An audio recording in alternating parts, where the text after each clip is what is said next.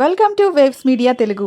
తెలంగాణ ప్రభుత్వం Tata technologies limited సహకారంతో ప్రభుత్వ ఐటీఐలను అధునాతన సాంకేతిక కేంద్రాలుగా అభివృద్ధి చేసినట్లు ఉపాధి కల్పన శిక్షణ శాఖ ప్రాంతీయ ఉపసంచాలకులు సీతారాములు తెలిపారు. రాష్ట్రంలోని 65 ప్రభుత్వ ఐటీఐల్లో అత్యాధునిక మౌలిక సదుపాయాలు, ప్రయోగశాలలు, పరిశ్రమల అవసరాలకు అనుగుణంగా రూపొందించిన కోర్సులు అందుబాటులోకి తీసుకొచ్చినట్లు పేర్కొన్నారు.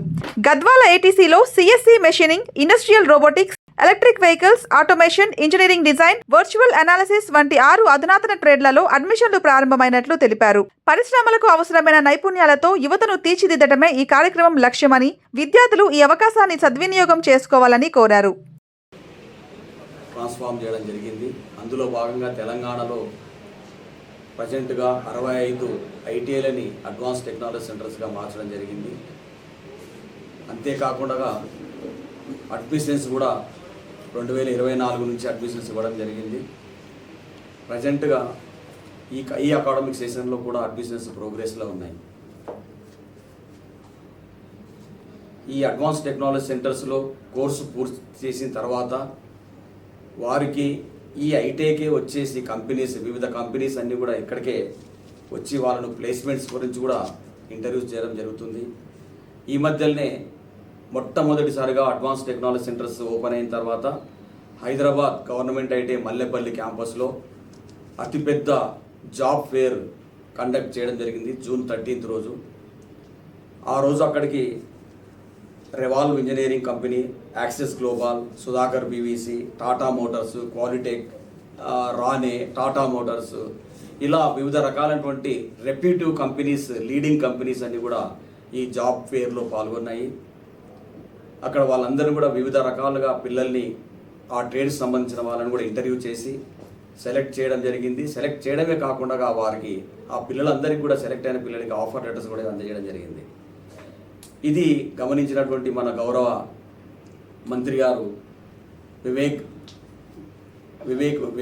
వివేక్ సార్ గారు కూడా ఇది తెలంగాణ స్కిల్ డే అని చెప్పేసి 16 జూలైలో కండక్ట్ చేసి అందులో ఈ పిల్లలు సెలెక్ట్ అయిన వాళ్ళందరికీ కూడా ఆఫర్ లెటర్స్ అందజేయడం జరిగింది. ముఖ్యంగా నేను చెప్పాల్సింది ఏంటంటే ఈరోజు నేను ఇంతకుముందు వరంగల్ రీజనల్ డిప్యూటీ డైరెక్టర్గా సేవలను అందించాను.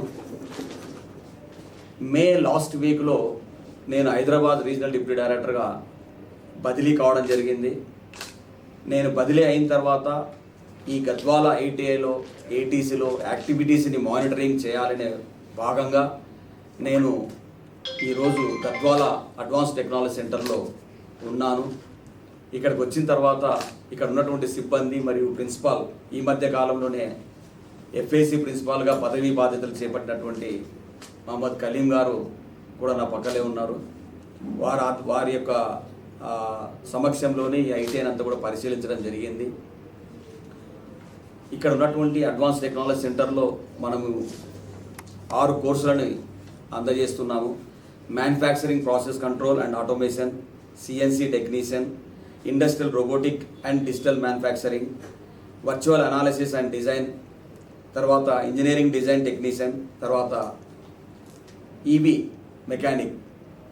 మీ అందరికీ తెలుసు ఇవన్నీ కూడా అడ్వాన్స్డ్ కోర్సెస్. మనకి కన్వెన్షనల్ కోర్సెస్ కాకుండా అడ్వాన్స్డ్ కోర్సులు ఎందుకు ఇస్తున్నామంటే ఇండస్ట్రీస్ అన్నీ కూడా ట్రాన్స్ఫార్మ్ అయిపోయినాయి. ఇప్పుడు లేత్ మిషన్ లేదు, ఇప్పుడు అంతా కూడా సిఎన్సి కంప్యూటర్ న్యూమరికల్ కంట్రోల్తో వచ్చినటువంటి లేత్ మిషన్స్ వచ్చినాయి. అంటే దాన్నే సిఎన్సి మిషన్స్ అంటాం. అలాగే కన్వెన్షనల్ మనం డీజిల్ మరియు పెట్రోల్తో నడిచేటటువంటి వెహికల్స్ లేవు. ఇప్పుడు అన్నీ కూడా EV, even 2 wheeler, 3 wheeler, 4 wheelers అన్నీ కూడా ఈవీకి వచ్చేసినాయి. మరి ఎప్పుడైతే ఇండస్ట్రీ ట్రాన్స్ఫార్మ్ అవుతుందో మరి దానికి తగ్గట్టు టెక్నీషియన్స్ కూడా కావాలి కదా, man power, skilled man power కావాలి కదా. ఈ స్కిల్డ్ మ్యాన్ పవర్ని మనమే తయారు చేయాలని మన గౌరవ ముఖ్యమంత్రి గారు ఆలోచన చేసి ఈ యొక్క ఐటీఐలలో అడ్వాన్స్ టెక్నాలజీ సెంటర్స్ని మనము నిర్మాణించడం జరిగింది. టాటా టెక్నాలజీ వారి ప్రోద్బల్యంతో ఇక్కడ వారి యొక్క సిఎస్ఆర్ ఫండ్స్ ద్వారా ఇక్కడ మెషినరీ ఎక్విప్మెంట్ని కూడా వారు సప్లై చేయడం జరిగింది.